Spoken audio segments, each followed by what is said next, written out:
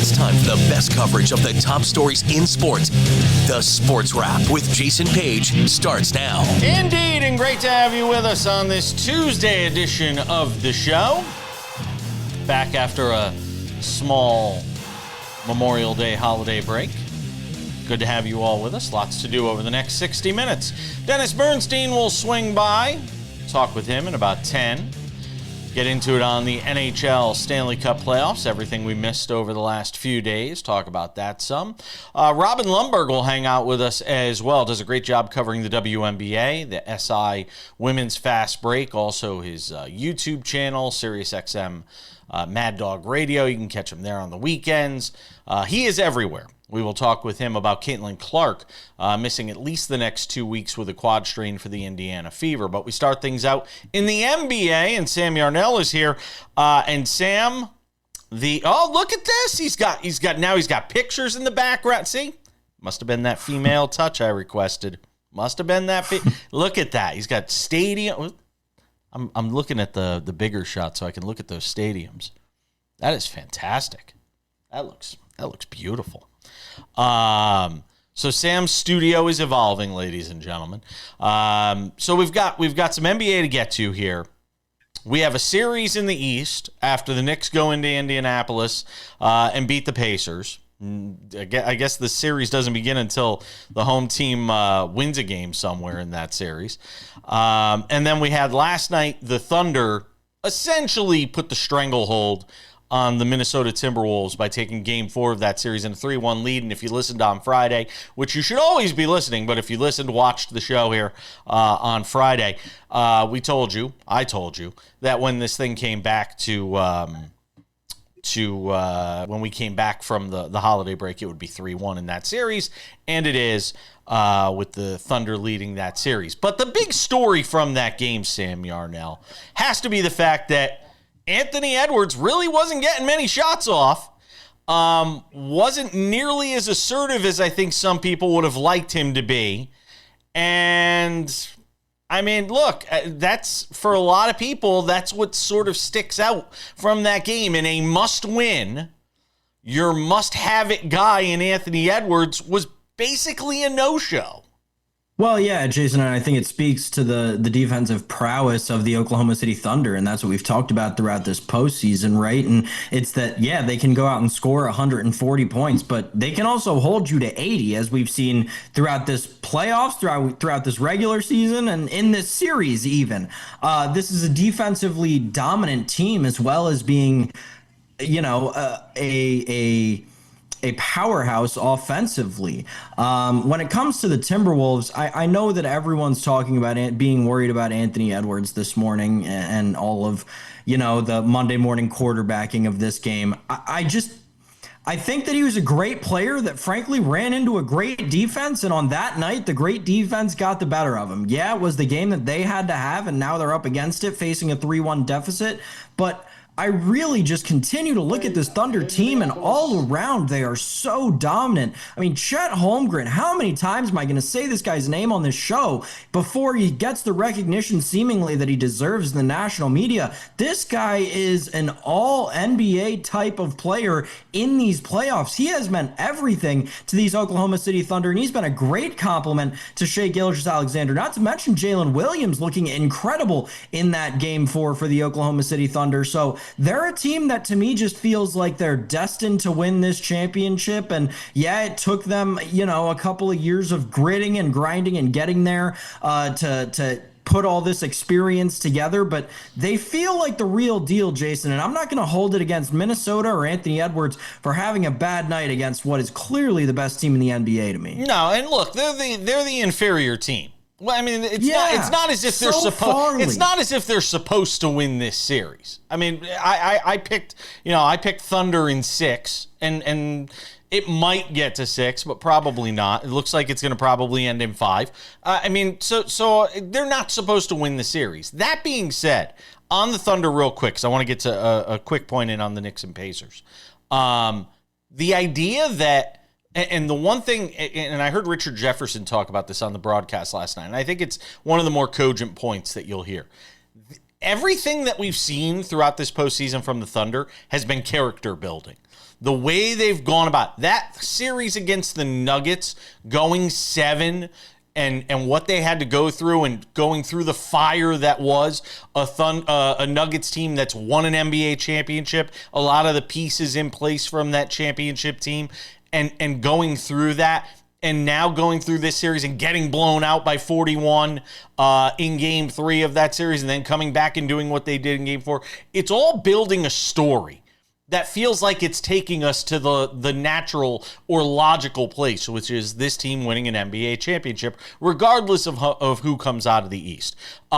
Take that, put it aside for a second, because who comes out of the East, look, this has been the most entertaining series of any so far in this NBA postseason. All 3 games, all 3 bangers between the Knicks and the Pacers thus far, and the Knicks go on the road and win again. They've only lost once in this entire postseason on the road. I mean, this is insane what this team continues to do on the road. And coming from behind again, down 20, you had Tom Thibodeau actually playing more than 7 guys for a change and getting some guys some other minutes, changing the lineup, which, look, was either going to be a hero move or a GOAT move or a move that, winds up dooming this team, putting Mitchell Robinson into the starting lineup and having Josh Hart come off the bench. It all worked out well for the Knicks in the end as Karl Anthony Towns bails out the officials, who were terrible in this game. That 5th foul on Jalen Brunson was awful. And the Knicks, rally, get up off the mat, and have to have the Pacers thinking a little bit as we get ready for Game 4 of that series. Yeah, to your point about how the Knicks have been so dominant on the road in these playoffs, doesn't it tell you something about the pressure of Madison Square Garden and how over the course of a season and a playoffs playing, half of your games, if not more there, is really just a pressure cooker. And there may be an argument for it to be better to come in to play in that pressure environment and step up to it than to be there every night. Very interesting take that I heard in the NBA world this weekend. Here's the thing. The Pacers at this point have kind of broken the glass and pulled the emergency switch. They're letting Tyrese Halliburton's dad back into the building. So, all bets are off for the rest of this series. I have no clue who's going to win. I got to tell you, the more I think I know about these playoffs, the less I actually do. The only thing I've been right about is the Thunder the whole way through. But other than that, I've got no feel. I thought the Knicks were dead and buried down 0-2. And now who knows? I couldn't even tell. And I'm a Knicks fan, and I couldn't even tell you. We're coming back. Dennis Bernstein joins us next.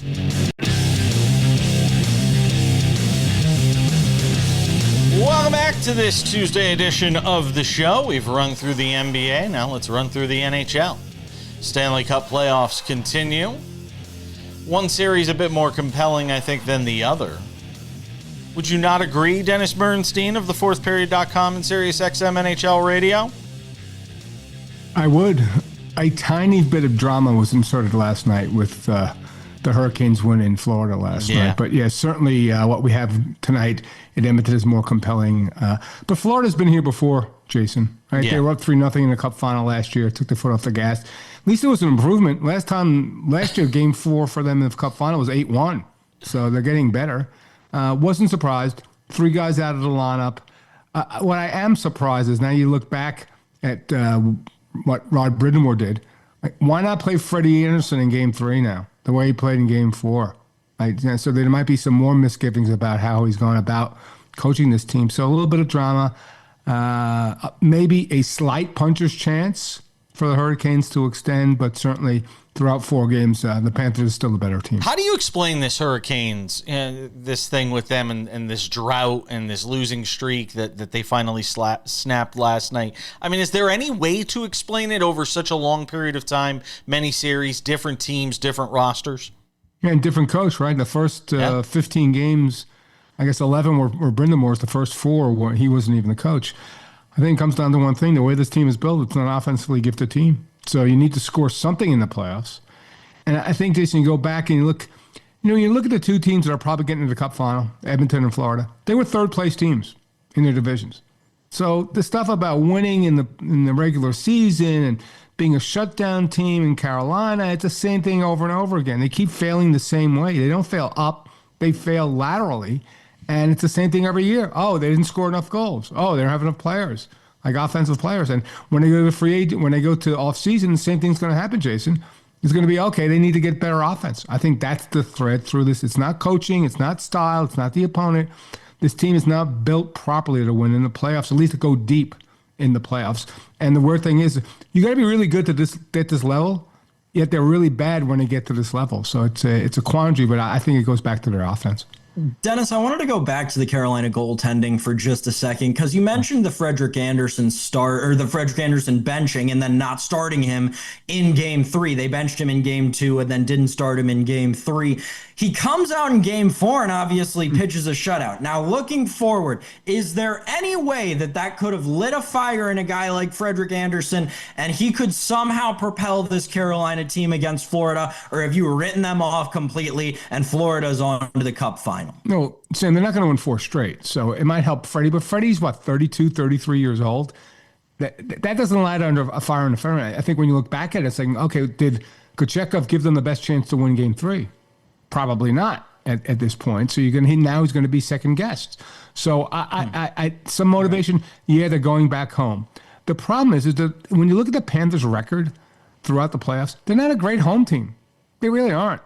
They are superior road teams, so they're going to be really comfortable going back to the Lenovo Center tomorrow night and trying to win Game 5. So again, a minuscule chance. I don't think they're built, Sam, to get off the deck and win 4 straight against the Florida Panthers. I just don't think that's possible.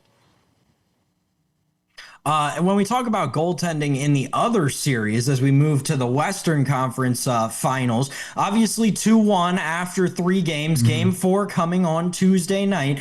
But the story to me, Dennis, and something I've noticed a ton of discourse about online, is the Stuart Skinner experience. This guy is either horrible or amazing. I think it's like in his 4 losses, Pete Blackburn tweeted this out the other day. In his 4 losses, he's given up 20 goals, and in 3 wins, he's given up 0.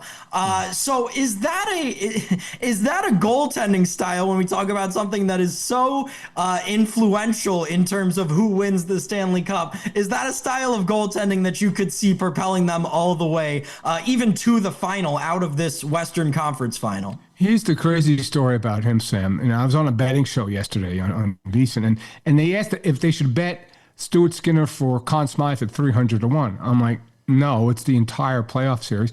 He was done. He was done after 2 games in the playoffs. He was done. If Pickard didn't get hurt in the next series against the Vegas Golden Knights, he's not even back in the net.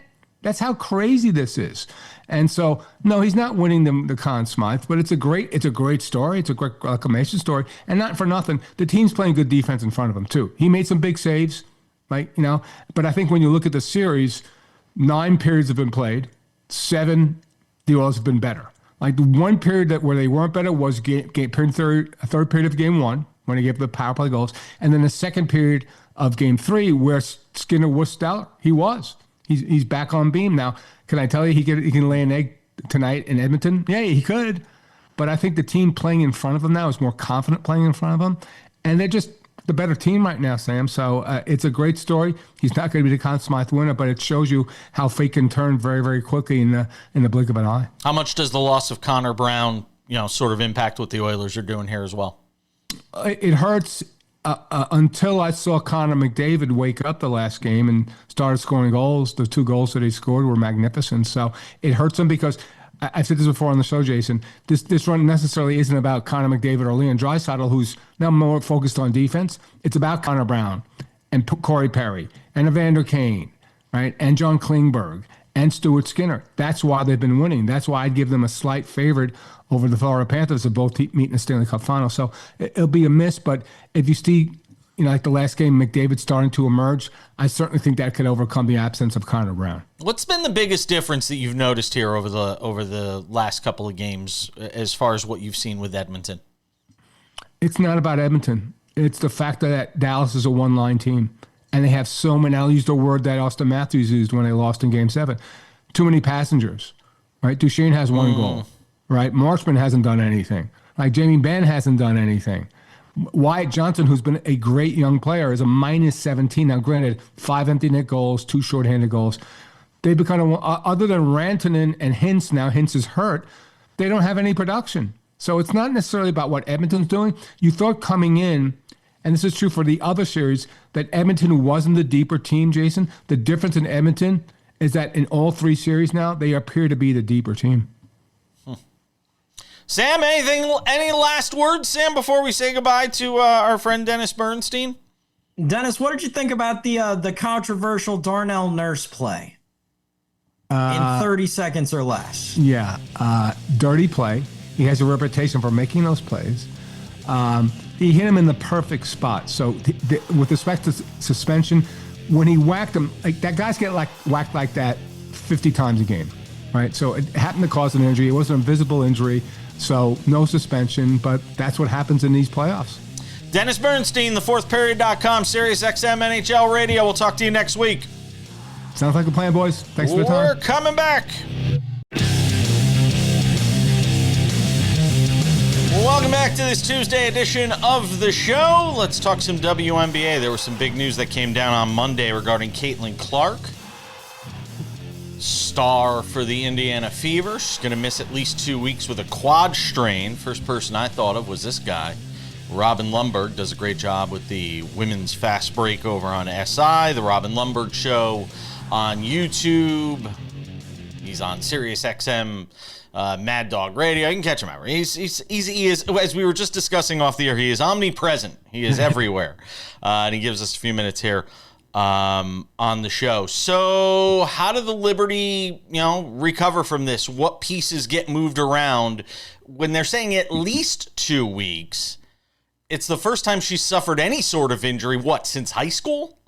Yeah, she hasn't missed a game since then. And yeah, the Fever, when they played the Liberty in the last game. And I think the positive, if I'm looking at the positive, is we didn't see it in that game. Like, we didn't see her grasp for the quad or anything. And obviously, they're saying it's not related to the tightness that she had in the preseason, but I can't imagine it's not correlated in some way. So I think if you're looking at this from the glass half full perspective, there's only 4 games in the next 2 weeks. She's reporting some issues. Let's get this settled and done with and move on.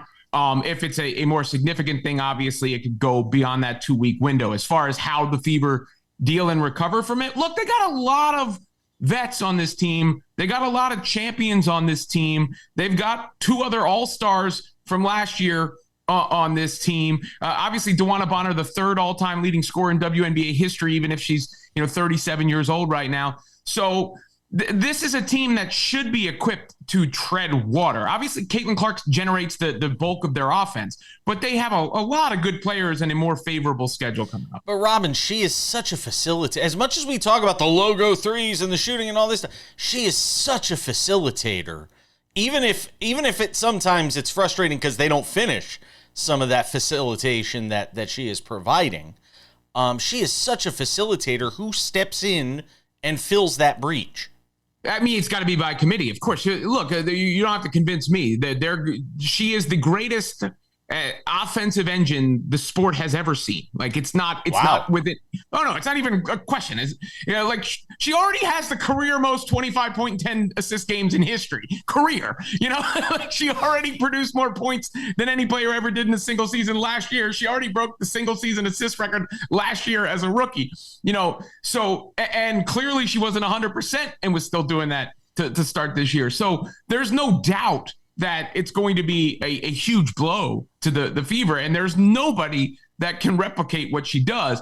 What I think they need to do is Sophie Cunningham looked kind of good handling the ball at times, and I think you have her next to Kelsey Mitchell in the backcourt, and you just run a lot of motion offense, a lot of movement with the basketball, instead of this heliocentric kind of offense with Clark, where she's got the ball and she's making things happen. And they were already working on a hybrid of that. So I think you just go all the way away from a ball dominant force trying to make things happen and do it by committee. And you hope, because you've got the Mystics twice, the Sun, the Sky, some of the lower echelon teams in the league upcoming on the schedule, that you can get by, and that Clark is back in short order. Yeah, you go 2-2 and just try to tread water while she's gone. What have you noticed in the early going of year 2 with her, with this group, the additions they've made? What was your feel for what you saw early on?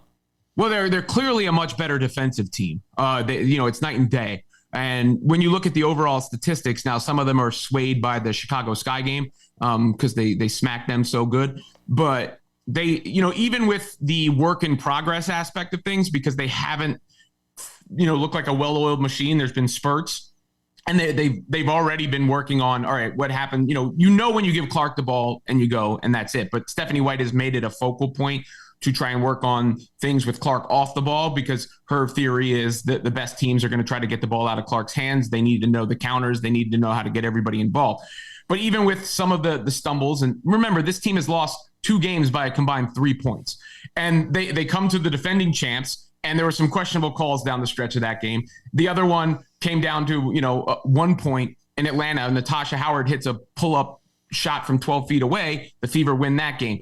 They're currently number 2 in the league in net rating, offensive rating and defensive rating combined. So the early returns are solid, I think.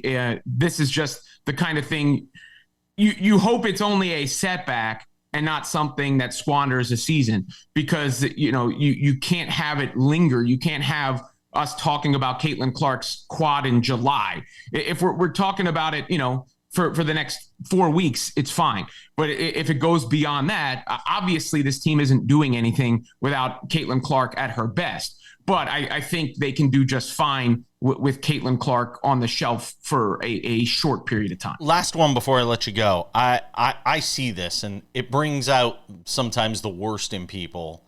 I was on social media yesterday, and I put out a video when this news broke, on TikTok, on our YouTube shorts, on our SportsWrap channel. And you immediately see, again, the best and worst of people on social media. And you see the reaction of people that say, see, now the WNBA is going to find out what life without Caitlin Clark is like. And, how many people are going to watch and how many people are going to tune in with no Caitlin. What is your response? Is this where we do kind of find out who the real WNBA fans are, when there is no Caitlin Clark for at least a couple of weeks? Well, look, there's a couple things. One is the truth. Caitlin Clark is by far the biggest driver of interest in the WNBA, more so than I've ever seen one individual sport with a league before in my life.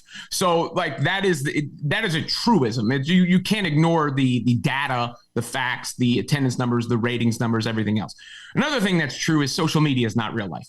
So oftentimes you're going to have people being loud and saying stuff on social media. That's not going to reflect the actual interest. What I've seen from Clark and Fever fans, to be honest, at large, not at loud, but at large, is that they really love basketball and the sport, and that's what they gravitated to Clark, toward Clark for in the first place. So I think you're going to see people support the Fever.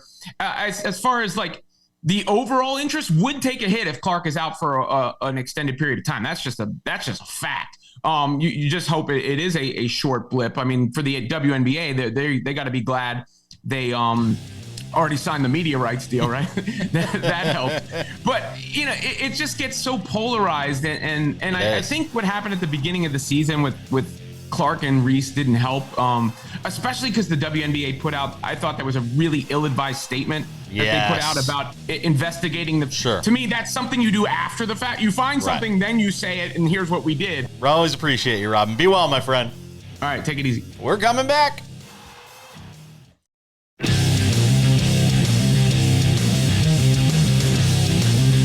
Welcome back to the show. Let's get to some baseball. Memorial Day is in the books. We all start to take a little deeper look, a deeper dive into baseball after Memorial Day. And that's what I thought we'd do on today's show. As we look at the standings, 53, 54, 55 games into the season. Hell, if you're the Red Sox, 56 games into the season. How do the Red Sox have 56 games and the Yankees only have 53 games so far, by the way? I'm not quite sure how that's rainouts. Yeah. I don't have the Yankees had that many rainouts? I don't know. It's kind of weird. Feels I don't know, just feels a little odd. The Red Sox have so many more games played than the Yankees. But the Yankees have so many more wins than the Red Sox, which is all that really matters, the number being 6. The Yankees lead the American League East right now, and we'll start in the AL East as we go through each division. The Yankees at 33-20, second best record in the American League, third best record in all of baseball, Sam Yarnell, with the best run differential in all of baseball right now at plus 111. They've won 8 of their last 10. They're out on the West Coast. They beat the Angels last night. And look, the story for the Yankees has been starting pitching. Obviously what Aaron Judge has been great. But the Yankees, from a pitching standpoint, have been, I think, far better. If you go and look, especially over the last few weeks here, I think they've been far better in the starting pitching department than a lot of people anticipated. Yeah, I think the story for them is clearly Aaron Judge, Jason. I mean, the guy's on pace to, break all sorts of records, although obviously, there's the natural regression that's expected when you're hitting 400. No one's going to hit 400 in a season. No one's going to hit 370 in a season. No one's going to hit 350 in a season unless your name's freaking Luis Ariz and you strike out, or Jacob Wilson. That kid's really exciting, but we'll get to the AL West in a second. The story for me, the whole AL East has been this is a letdown division left and right. It's a division plagued with letdown syndrome. Obviously, the Baltimore Orioles are the headliners of this, having fired their manager less than 2 months into the season. But quite frankly, the Boston Red Sox were a team that I came on this show expecting to compete with the New York Yankees, and through 50 some odd games, they don't look like they're going to be anywhere near that. Granted, an Alex Bregman injury that looks like it could have him shelved for upwards of months isn't a great addition, but you've got one of the best farm systems and a best trio of prospects probably in baseball right now, and somehow you're finding yourself on Memorial Day behind the Tampa Bay Rays, who, by the way, Jason, have been a massive surprise to me playing in a minor league ballpark. I had no belief that they would be anywhere near 500 at any point in the season, let alone 2 months into it. So the AL East, to me, letdowns across the board, and then obviously in Toronto, it's like you signed every good player in the last sixth of their career and hoped it would all work out. Well, it turns out none of it worked out, and Max Scherzer's still injured. He's pitched like 6 innings this year. So Blue Jays are a mess. Division in terms of the AL East has just been a colossal mishandling in terms of baseball operations left and right. Yeah, and then you look at the Central, and the Tigers have obviously been the toast of the town with what they've been able to do in the early going here. 35-20. They have come back down to earth a little here over the last 10 at just 5-5, but they've been great at Comerica at 19-8.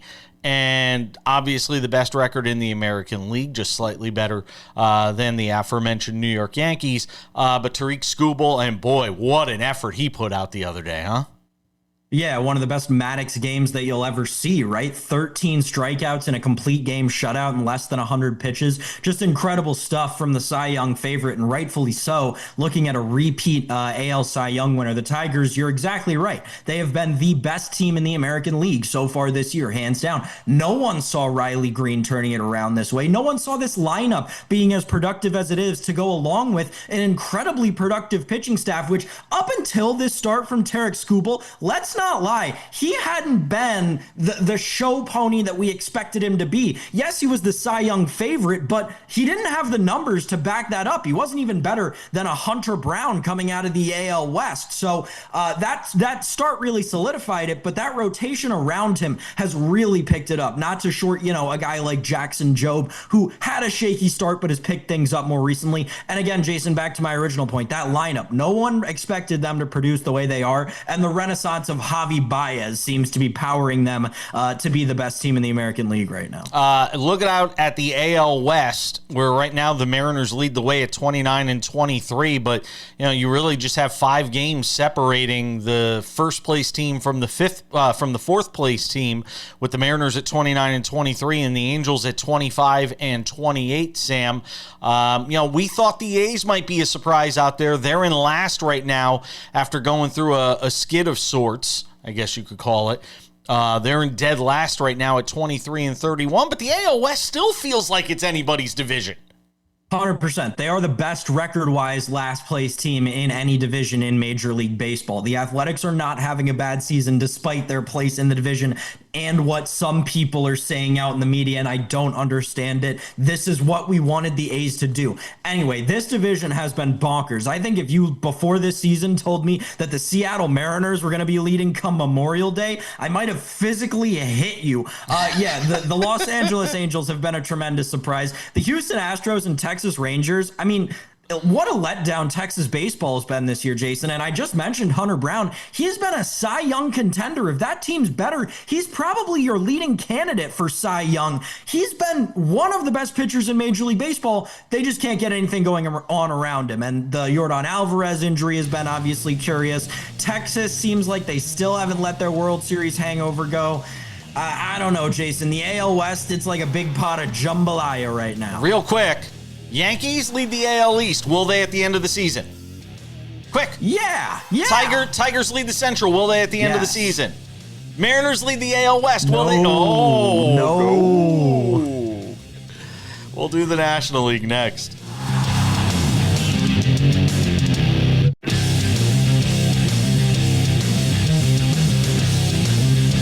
SportsWrap continues. Odds and Ends wraps it up in 10 minutes. Taking stock in Major League Baseball after Memorial Day, in that 50 to 55 game range, third of the way through the season. People start paying attention a little more now.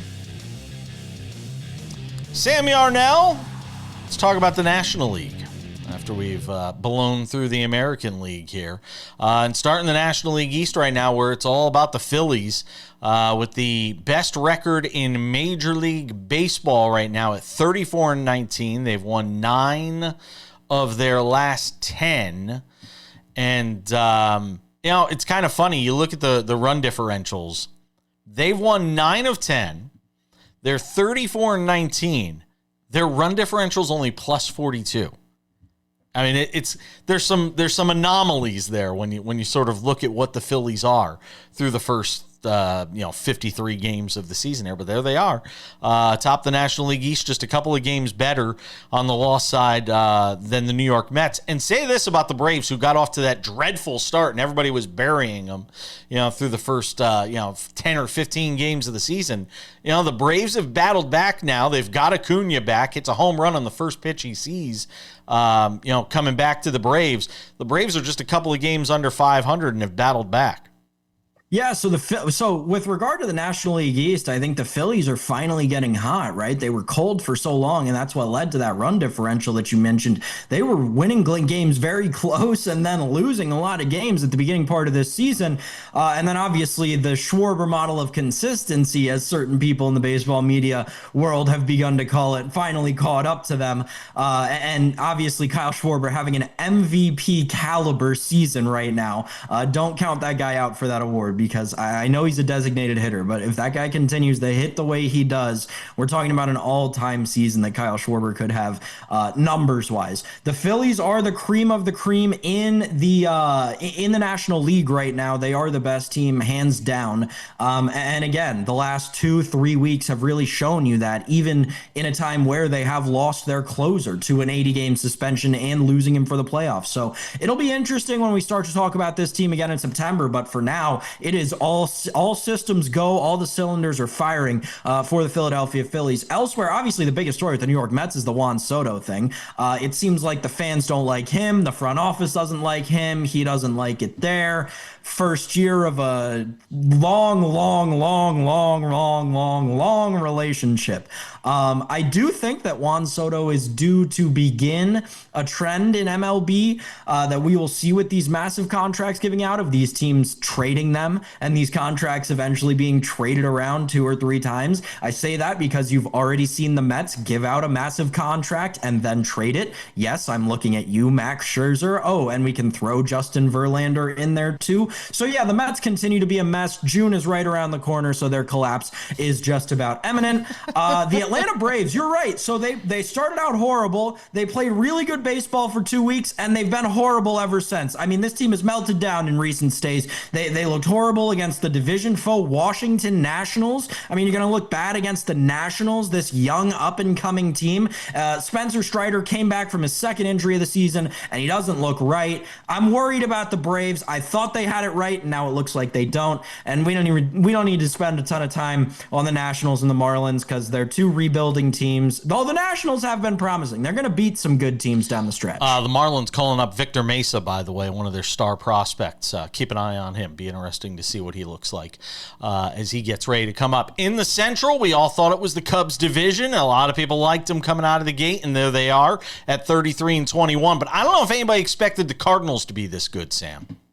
No one did, and I still don't. I think it's fool's gold for the Cardinals. They got a couple of good weeks out of Ivan Herrera. They have like Yankee syndrome, but in a much worse way because they've got a lot of good players, but they've got a ton of young players at all the positions where they have veterans that they're paying a ton of money to. So the Cardinals are a mess. The winning is great. I don't think it's sustainable for them, but it doesn't matter because they shouldn't tank because they can't get a high draft pick anyway. On the Cubs, though, the Cubs are a great baseball team, and they're going to be a great baseball team this season. Kyle Tucker has looked like an MVP. Do not count out Pete Crow Armstrong. He is one of the best players in Major League Baseball, and I mentioned the Mets collapsing earlier. Don't forget that the Mets gave up Pete Crow Armstrong for 60 games of Javier Baez. Yep. Don't let that be forgotten. Pete Crow Armstrong is going to be very, very good this year, especially if he continues to hit for the power that he is. Yeah, it's very true. By the way, only 5 teams, it feels like, in all of baseball right now are really out of it when you talk about potential postseason contention as we hit Memorial Day. You can go and look them up if you want to go and check that out for yourself. Out in the National League West, Dodgers obviously leading the way by just a little bit over the Padres, who despite a skid and having dropped 7 of 10 are only a game out in that National League West. The Giants 2 back out there, and the Diamondbacks at 500 are still only 6 out in that National League West right now, Sam. And my own Sean McDermott light clock management leads me to only have a minute to talk about the best division in baseball, which is really, really unfortunate. But the Dodgers, obviously, the story of the season is injuries for them across the board. Go look at the history of their injured list. It's everyone on the team, and then some other guys who aren't even on the team anymore. Padres have been outstanding. The year of Tatis and Machado continues. Tatis, another MVP candidate, along with Corbin Carroll in the division. Coming off of a down year last year, definitely did something in the offseason, has revamped his swing, has revamped his playing style, and he is back with a fury this year. Not to mention the Diamondbacks have a great pitching staff as well. And oh, by the way, the Giants, Jung-Ho Lee, finally, he broke out, and he's amazing, Jason. Yeah, he is. And that National League West will be fun to watch. A lot of interesting wild card decisions, and teams are going to have to, figure out buyers, sellers as we get closer to the trade deadline. Still a lot of time, obviously, for that to get ironed out as well. All right, we're coming back. We got odds and ends to wrap things up. I'll let Sam wax poetic about college baseball as well.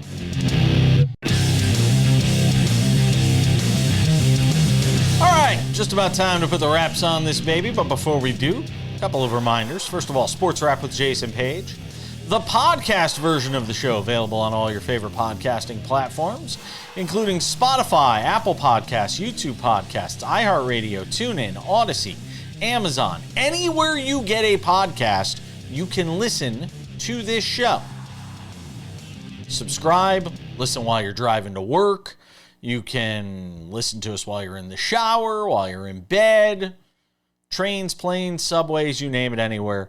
You can listen to the show every day. You can also watch the show, in addition to our 220 plus affiliates on television in the U.S. and Canada. You can also watch the show over on Spotify. You can also watch the show over on YouTube, on our YouTube channel, the Sports Wrap with Jason Page YouTube channel.